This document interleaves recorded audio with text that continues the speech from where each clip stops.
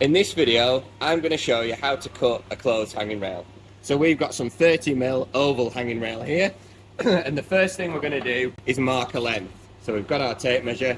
We want our hanging rail cut to 920, so we've put a little mark here at 920, and now we're going to square that around.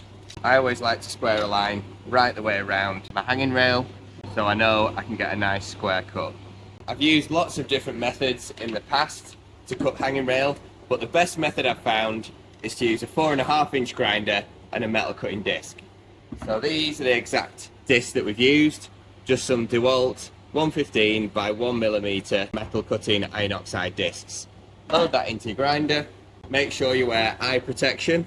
So because we've squared our line round, we've got a good line to follow, and we can always rub this off afterwards with a builder's wipe.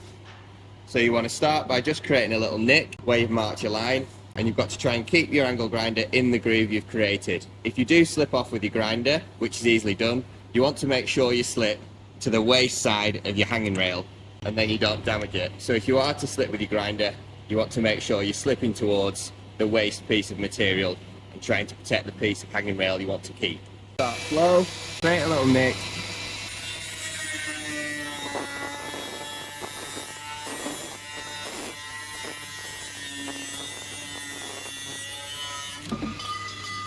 And as you can see, we've got a nice clean cut.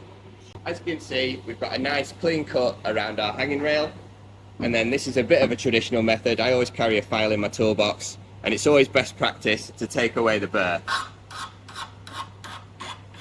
So just do that right the way around our hanging rail, just to remove the sharp edge. You can see the bits of metal coming off, and obviously you don't want those stuck in your finger.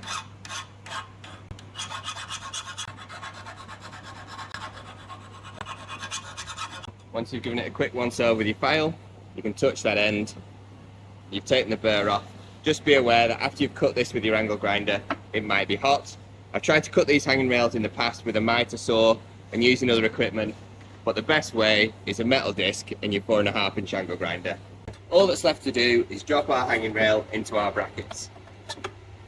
And that is how you successfully cut a closed hanging rail to length using an angle grinder. If you want more helpful DIY videos, subscribe to the channel. Thanks for watching.